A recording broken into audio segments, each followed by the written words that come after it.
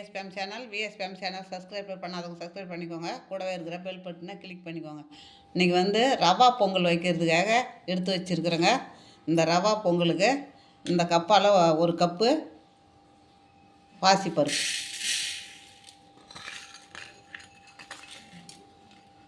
இது நல்லா வேகணும். இதை கழுவிட்டு இதெல்லாம் 2 கப்பு 2.5 கப்பு 3 இது பண்ணணும். ஆனால் நான் வறுக்கலை. நல்லா வறுத்தா கொஞ்சம் குழையாது பயிர், அதனால் வறுக்கலை.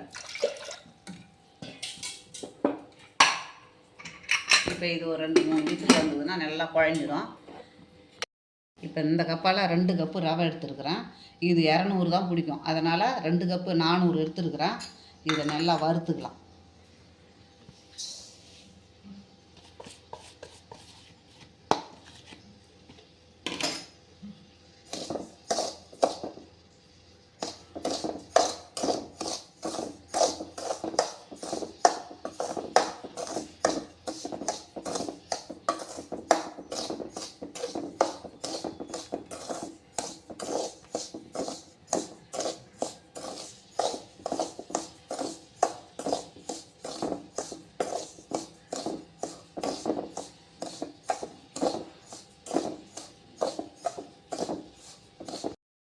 நல்லா வறுபட்டு போச்சுங்க.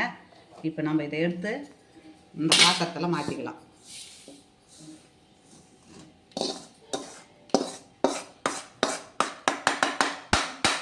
அதுக்குள்ளே பருப்பு வேகட்டும். நம்ம அதுக்குள்ளே இதுக்கு சட்னி ரெடி பண்ணிக்கின்னு வந்துடலாம். 3 விசில் வந்துடுதுங்க. பாசி பருப்பு வெந்துட்டான்னு பார்க்கலாம். நல்லா குழஞ்சிட்டு பாருங்கள். இதை நம்ம இந்த கிண்ணம் அளவுக்கு ஊற்றிக்கணும். நல்லா குழஞ்சிடுது. இப்போ இதால் ஒரு கிண்ணம் வருது. இந்த ஒரு கிண்ணத்தை அப்படியே ஊற்றிக்கலாம். அடுப்பத்தை வச்சுக்கலாம்.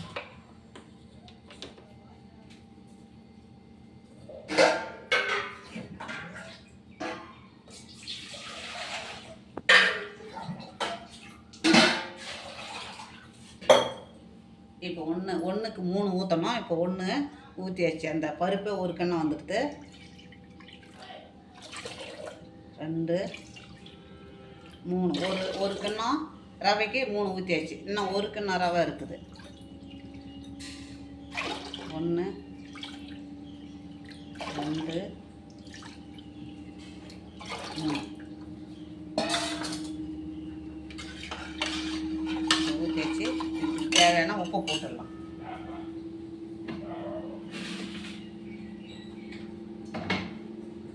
இந்த ரவைக்கு தேவையான உப்பு. தண்ணி கொதிக்கிட்டேங்க. நல்லா தண்ணி கொதிச்ச பிறகு நம்ம ரவையை கொட்டிக்கலாம். பருப்பும் தண்ணி கொதிச்சிட்டு பாருங்க. இப்போ நம்ம ரவையை போட்டுக்கலாம். ரவை கட்டி கட்டி ஆகாது. வறுத்துருக்குறோம்.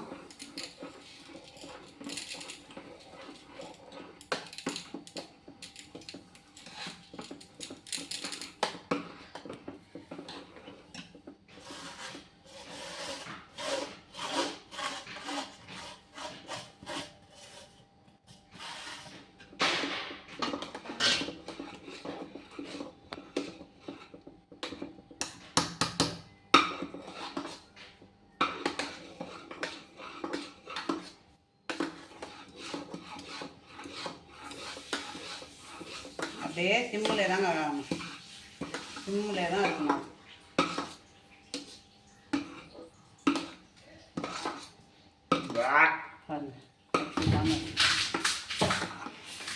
கம்முனுறாம்பா வச்சு இது ஒரு 5 நிமிஷம் அப்படியே இருக்கட்டுங்க. சட்னிக்கு இஞ்சி, பச்சை மிளகா, வறுகடலை, பொட்டுக்கடலை, ஒரு பீஸு புளி, இப்போ ஒரு 4-5 சின்ன வெங்காயம், இப்போ தேங்காய் ஒரு மூடி,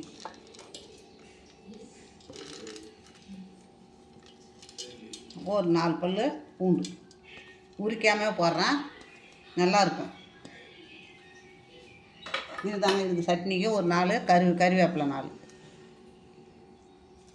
4 தழை, அவ்வளோதாங்க. இப்போ இது அப்படியே இருக்கட்டும். இப்போ எண்ணெய் ஊற்றிக்கலாம். இதுக்கு தாளிப்புக்கு எண்ணெய், 1 ஸ்பூன் நெய், கொஞ்சமாக அடுப்பு வச்சுக்கலாம். நெய் 1 ஸ்பூனு,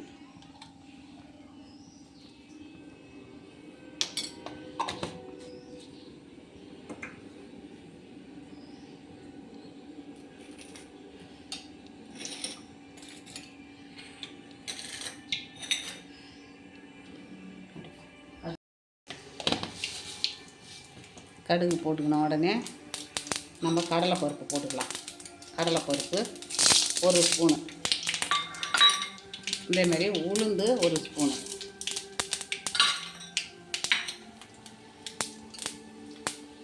இப்போது முந்திரி 1 ஸ்பூனு, ஒரு 10. இப்போ இஞ்சி 1 துண்டு,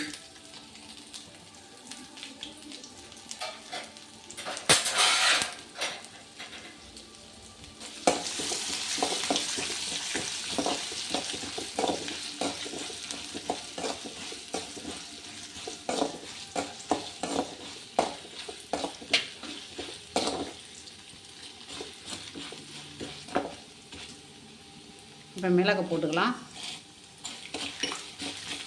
மிளகு, ஜீரகம் இது 1 ஸ்பூனு, அது 1 ஸ்பூனு.